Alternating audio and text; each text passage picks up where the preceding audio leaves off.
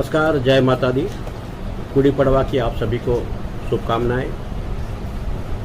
Corona का दूसरा कहर एक बार फिर हमारे नागपुर में बढ़ रहा है, जिसके पीछे का कारण अभी तक कोई बता नहीं पा रहा है। हो सकता है कि लॉकडाउन करके यह समस्या को सुलझाना चाहिए, लेकिन ये एक ही कारण नहीं है जिसके माध्यम से कि हम कोरोना को रोक सकें। कोरोना को रोकने के लिए एक और उदाहरण भी बहुत सारे हैं जिसके माध्यम से हम कोरोना को रोक सकते हैं। अभी हाल फिलहाल तो ये हाल है कि जो लोग बीमार हैं उनको दवाई उपलब्ध कराना, उन्हें बेड उपलब्ध कराना, ये सबसे बड़ी समस्या हमारे सामने है। सरकार ने, सभी सामाजिक संस्थाओं ने आगे आना चाहिए और आगे आकर इस रोग को मिटाने के लिए सबने अपनी अपनी सेवा अर्पण करनी चाहिए।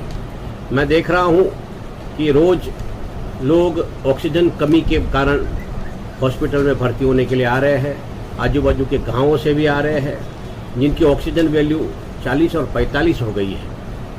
ये 40 और 45 ऑक्सीजन कितने दिन में होती है, कैसे होती है, लोगों को जानकारी नहीं। ऑक्सीजन कम क्यों होती है, इसकी भी लोगों को जानकारी नहीं। तो इस सब की जानकारी, एक प्राइमरी जानकारी लोगों को कोरोना के बारे में देनी चाहिए। जहाँ तक मैंने देखा है हमारे दवाखाने में कि लोग बीमार होते हैं तो समझते कि मुझे कोरोना हुआ, चेकअप कराते कोरोना हो गया, 2-3 दिन के बाद गोली खाने के बाद बीमारी चली जाती है, बुखार चला जाता है, तो वो समझते हैं कि मेरा कोरोना चला गया। लेकिन ये जानकारी आपको रखना चाहिए कि एक बार कोरोना तुम्हारे शरीर में आया है तो 14 दिन तक तुम्हारे घर में यानी तुम्हारे शरीर में रहने वाला है। वो पहले नाक से आएगा या गले से आएगा, गले में आने के बाद तुम्हारे को बुखार देगा, उसके बाद तुम्हारी छाती में यानी कि लंग्स में जाएगा और लंग्स में जाकर तुम्हारे को निमोनिया की असर करेगा। तो ये सब जानकारी आज तक लोगों के पास नहीं है। और जब छाती में और लंग्स में जाने के बाद में तुम्हारा ऑक्सीजन वैल्यू धीरे धीरे डाउन होता है, तो उसको कैसे चेक करना, तुमको पहले सीटी स्कैन करवाना पड़ता है, तुमको पैथोलॉजी की कुछ 7 टेस्ट है, वो 7 तुरंत टेस्ट करवाना पड़ता है और ये सब करवाने के बाद तुम्हारा इलाज शुरू होता है। तो ये जानकारी, आम जानकारी जो लोगों तक पहुंचाने की बात मैं समझता हूँ सब तक पहुंचनी चाहिए और माध्यम से, आपके माध्यम से भी ये जानकारी सब तक पहुंचे, ऐसी मैं प्रार्थना करता हूँ। धन्यवाद। देखो, रेमडेसिविर की बात तो बाद में करूंगा, सबसे पहले तो बेड अवेलेबिलिटी की बात मैं करूंगा। बेड अवेलेबिलिटी की बात ऐसा है कि लोग जब प्राथमिक दौर पर रहते हैं कोरोना के, उस दौर पर अगर उसको प्राथमिक उपचार मिल जाए तो उसको आईपीडी में जाने की जरूरत ही नहीं पड़ती। हमने देखा है कि कई लोग घर में क्वारंटाइन होते थे और घर में दवाई लेते थे और पिछले दौर में लोग अच्छे हुए, हजारों लाखों लोग अच्छे हुए। इस दौर में मैं देख रहा हूं कि लोग घर में क्वारंटाइन होने के बाद में अच्छे नहीं हो रहे हैं और कुछ दिन के बाद उनकी ऑक्सीजन वैल्यू बहुत डाउन हो रही है। इसके पीछे का कारण कुछ समझ में नहीं आया। मैं समझता हूं कि दवाई की उपलब्धता नहीं होने के कारण भी ऐसा हो सकता है। तो सबसे पहले तो हमने लोगों को ये जानकारी देना है कि आप अगर कोरोना पॉजिटिव है तो घर में रहे और इस प्रकार का इलाज आप अपने घर में रहकर कह रहे। मैं चाहता था कि एक प्रकार से कोरोना आईपीडी जैसे स्टार्ट है, उस प्रकार से कोरोना कहीं कहीं जगह पर ओपीडी भी स्टार्ट करनी चाहिए, जाके प्राथमिक उपचार, कोरोना का प्राथमिक उपचार लोगों को तुरंत मिल सके, जिसके माध्यम से लोगों को आईपीडी में जाने की आवश्यकता न पड़े और गंभीर बीमारी से बच जाए। तो जो प्राथमिक लेवल पर है, जो लोग 95, 90 और 95 की ऑक्सीजन के आसपास है, ऐसे लोगों को तुरंत दवाई देकर, तुरंत प्राथमिक उपचार देकर हम उनको अच्छा कर सकते हैं और उनकी ऑक्सीजन डाउन न हो उसके लिए पूरा उपचार हम कर सकते हैं। जहाँ तक रेमडेसिविर की बात है, ये तो जरूरी है कि सरकार ने इस पर पूरा से नियंत्रण रखना चाहिए। जब शुरुआत में हमारे यहाँ पर भी रेमडेसिविर हमने लोगों को दी, हमको जिस भाव में आती थी हम उस भाव में लोगों को पूर्ति की। 15 दिन तक मैंने नागपुर के कई लोगों को रेमडेसिविर की उपलब्धता करवाई। लेकिन जब से सरकार ने इस पर बैन लगाया कि यह सिर्फ कोरोना सेंटर में ही दी जाएगी, बाकी को नहीं दी जाएगी, बहुत अच्छा डिसीजन रहा उनका। और मैं समझता हूँ कोरोना सेंटर के लोग भी आज बाहर भटक रहे हैं।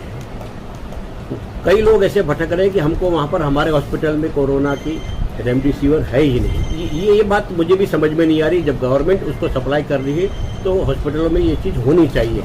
अब क्यों नहीं होनी चाहिए, ये विषय मेरा नहीं है या हमारा नहीं है, ये विषय सरकार ने या सरकार के माध्यम से लोगों ने इसको पूरी तरह से जांच करनी चाहिए ताकि लोगों को मालूम पड़े। रेमडेसिविर की उपलब्धता, गंभीरता, आज हिंदुस्तान में सबसे पहले नंबर पर कोरोना नागपुर शहर में है। पूरे हिंदुस्तान में, देश में अगर कोरोना का फैलाव ज़्यादा कहा जाए तो नागपुर में ही है। ऐसे समय सभी सरकार ने, महाराष्ट्र की सरकार ने भी इसके लिए स्पेशलिटी नागपुर के लिए रेमडेसिविर की उपलब्धता करवानी जरूरी है, क्योंकि रेमडेसिविर ही एक ऐसा उपाय है जिसके माध्यम से आदमी की ऑक्सीजन लेवल बढ़ता है। वैक्सीनेशन बहुत अच्छी चीज़ है, हर व्यक्ति ने वैक्सीन लगवानी चाहिए। एक बहुत ही अच्छा पर्याय, एक अच्छा विकल्प हमारे सामने है। 2 बार वैक्सीन लेनी पड़ती है और पहली वैक्सीन के दूसरी वैक्सीन के बीच में करीब एक वैक्सीन को 28 दिन और दूसरी वैक्सीन को 40 दिन का समय देना पड़ता है और उसके बाद इसका असर मालूम पड़ता है। तो मैं समझता हूँ हर व्यक्ति ने, जब हमारे पास इतनी अच्छी सरकार ने उपलब्धता करवाई है, तो उसका उपयोग करके वैक्सीन लेना चाहिए, तुरंत लेना चाहिए और अपने आप को और अपने परिवार को, अपने समाज को इस गंभीर बीमारी से बचाना चाहिए। सरकार का ध्यान लॉकडाउन के ऊपर है, क्योंकि उनको ऐसा लग रहा है कि लॉकडाउन से बीमारी बढ़ रही है। नो डाउट बीमारी लॉकडाउन नहीं करने से बढ़ेगी, लॉकडाउन एक और पर्याय है उसका, लेकिन अभी हाल फिलहाल लॉकडाउन करके लोगों की आर्थिक परिस्थिति को खराब करना ही है, क्योंकि पहले ही लोग 1 वर्ष से पूरे वर्ष भर बेरोजगार होकर अपना घर जैसे तैसे चला पाए हैं। बिजली की समस्या, बिजली के बिल की समस्या, उसके बाद में खाने पीने की समस्या, कई प्रकार की समस्या है, इससे लोग आज भी जूझ रहे हैं। कई परिवार तो जो मध्यम वर्ग में थे वो गरीब वर्ग में चले गए हैं। ऐसे समय लॉकडाउन ही एक ऐसा पर्याय नहीं हो सकता। नाइट लॉकडाउन या इस प्रकार से कोई और विकल्प लाकर लोगों को आर्थिक परिस्थिति से बचाना इस सरकार का बहुत महत्वपूर्ण कार्य है। लॉकडाउन, पूर्ण लॉकडाउन करने के पहले ये विचार भी सरकार ने करना चाहिए। मेरा 2-3 दिन पहले हमारे आदरणीय श्री कृष्णा जी खोपड़े आमदार जी से चर्चा हुई थी और मेरा एक ही विषय था कि कोरोना आईपीडी ये उस समय आवश्यकता पड़ती है जब व्यक्ति थोड़ा सा गंभीर अवस्था में पहुंचता है, लेकिन उसके पहले जब आदमी को मालूम पड़ता है कि व्यक्ति को मालूम पड़ता है कि मैं कोरोना पॉजिटिव हूँ, ऐसे टाइम पे क्या करना है। तो सरकार का एक कानून है कि वो क्वारंटाइन हो जावे और उसको जो किसी व्यक्ति, किसी डॉक्टर की दवाई फोन के माध्यम से ले और फोन के माध्यम से घर में पूरी तरह से ट्रीटमेंट करे। लेकिन मेरा एक ऐसा सरकार को सुझाव था, जो मैंने कल परसों आदरणीय श्री कमिश्नर साहब से भी बात की थी, कि एक ओपीडी, कोरोना ओपीडी के माध्यम से 4-5 ओपीडी नागपुर में शुरू की जाए, जिसके अंतर्गत पूरी तरह से सुरक्षा के नियमों का पालन करते हुए ये ओपीडी रहेगी, जिसमें बहुत सारे डॉक्टर, अलग अलग टाइम पर डॉक्टर उपलब्ध होंगे, अलग अलग बहुत सारी नर्सेस उपलब्ध होगी और जिसके माध्यम से 1 डे केयर यानी 1 दिन की केयर आपकी की जाएगी, जिसमें आपको इंजेक्शन दिया जाएगी, दवाई दी जाएगी, आपको सलाइन की आवश्यकता है तो सलाइन दी जाएगी। 1 डे की केयर करके ऐसे 100 व्यक्ति को अगर एक ओपीडी में हम अगर इस प्रकार की दवाई और इलाज करेंगे, तो मुझे लगता है कि जो बर्डन आज हमारे आईपीडी के ऊपर, हमारी जो बड़ी बड़ी हॉस्पिटलों पर पड़ रहा है, वो आधा हो जाएगा, 50% कम हो जाएगा। ऐसी मेरी संभावना, मेरी बात है, मेरी संकल्प है। सबसे पहले मेरी बात, मैं आम जनता से प्रार्थना करता हूं कि एक बात समझ लो कि कोरोना आपको हुआ। कोरोना की टेस्ट करने जाओगे तो 3 दिन में रिजल्ट आएगा। एक सीआरपी की टेस्ट है जो कि पैथोलॉजी की टेस्ट है, बहुत सस्ती है, उसको करवा लीजिए। उसका सीआरपी का अगर बढ़ जाता है तो कहीं ना कहीं हमको ऐसा लगता है कि हम पॉजिटिव हो गए। अदरवाइज आपको सिटी स्कैन भी बहुत जल्दी करना चाहिए। ये 2 चीज करने के बाद में आपको अपना इलाज किसी अपने अच्छे डॉक्टर के पास, जो एमडी मेडिसिन का डॉक्टर हो, ऐसे डॉक्टर के पास करवाना चाहिए। लोग क्या समझ रहे कि मुझे बुखार आया और मैंने गोली खाई डॉक्टर की, एक साधारण डॉक्टर ने उन्हें बुखार की गोली दी और 2 दिन में बुखार ठीक हो गया, तो वो समझते कि मुझे कोरोना आया था और मेरा कोरोना चला गया। 3 दिन में कोरोना तुम्हारे शरीर को कभी छोड़ता नहीं। आपके शरीर में पहले कोरोना अगर नाक से आया तो पहले नाक में, जैसे आपकी नाक की सुगंध चली जाएगी, फिर गले में जाएगा, आपका गले का टेस्ट चला जाएगा और जब गले में जाएगा वो आपको बुखार लाएगा। आपने देखा होगा कि जब भी गले में खराश होती है, दूसरे दिन हर व्यक्ति को बुखार आता है, तो ये बुखार आपको आएगा। तो आपको जो बुखार आया है वो कोरोना के कारण आता है गले में रहने के बाद, और उसके बाद जब वो आपके लंग्स में जाता है उस टाइम पे वो लंग्स को बहुत परेशान करता है। लेकिन तब तक आपका बुखार चला गया होता है और आप अपने काम धंधे पे लग जाते हो और आपको लगता है कि मुझे अब कुछ भी नहीं है। वो उस समय वह कोरोना आपके लंग्स को खराब करता है और आपके लंग्स में कब तैयार करता है, जिसके माध्यम से आपको निमोनिया होता है। उस दरमियान हम बेदरकार रहते हैं और जिसके कारण हमारी ऑक्सीजन की वैल्यू धीरे धीरे कम होती है और हमारा सीटी स्कैन वैल्यू भी बढ़ जाता है। और उसके बाद जब हमको मालूम पड़ता है कि हमारे लंग्स को कोरोना ने खराब किया है, तब तक बहुत देर हो चुकी होती है। अगर आपका सीटी वैल्यू 10 के ऊपर गया है तो समझना कि आपको आईपीडी में भर्ती होना ही पड़ेगा और आपको बहुत सारी दवाई के माध्यम से ही आपको अच्छा होना पड़ेगा। तो आईपीडी की बहुत बड़ी आवश्यकता आपको पड़ेगी, इसलिए 10 तक ना पहुंचे, आपका सीटी वैल्यू 10 तक ना पहुंचे। अगर उसके पहले ही अगर आप सचेत हो जाते हैं, आप जब बुखार आता है उस टाइम भी सचेत हो जाते हैं और उसकी जो आवश्यक दवाएं हैं वो अपने डॉक्टर से लेते हैं, तो मैं समझता हूँ आपको एक गंभीर बीमारी के पहले ही आप अच्छे हो सकते हैं। ये सरासर गलत है, ऐसा नहीं होना चाहिए। डॉक्टर आज हमारे, मैं तो अभी के समय की भी बात नहीं, जनरल समय की बात करूंगा, डॉक्टर हमारे लिए भगवान होते हैं, एक भगवान का साक्षात स्वरूप है।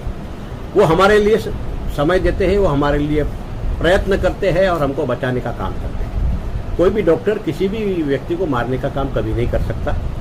वो अपनी खुद की इमेज को देखते हुए, वो अपनी सेवा को देखते हुए काम करता है और वह चाहता है कि मेरे पास आने वाला हर व्यक्ति अच्छा होकर जाए। तो मरना मारना ये बात संभव ही नहीं है।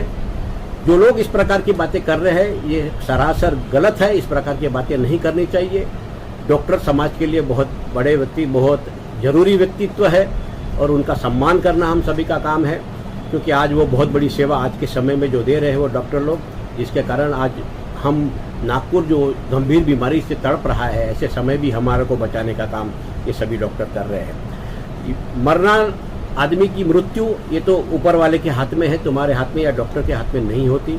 इसलिए किसी हॉस्पिटल में किसी व्यक्ति की मृत्यु होती है तो ये संजोग है, एक योग है कि उस व्यक्ति की मृत्यु उस समय लिखी होती है, इसलिए उसको ऊपर जाना पड़ता है। इसलिए किसी भी प्रकार की डॉक्टर पर इल्ज़ाम लगाना मैं समझता हूँ सरासर गलत है। इस प्रकार का इल्ज़ाम नहीं लगाना चाहिए और जो सेवाभावी डॉक्टर हमारे समाज में आज कार्य कर रहे हैं मैं उन सभी को प्रणाम करता हूँ, नमस्कार करता हूँ और उनके अच्छे कार्य के लिए उनको ईश्वर से प्रार्थना करता हूँ कि उनको और शक्ति दे, ताकि नागपुर के गंभीर बीमारी को हराने का काम उनके माध्यम से किया जाए।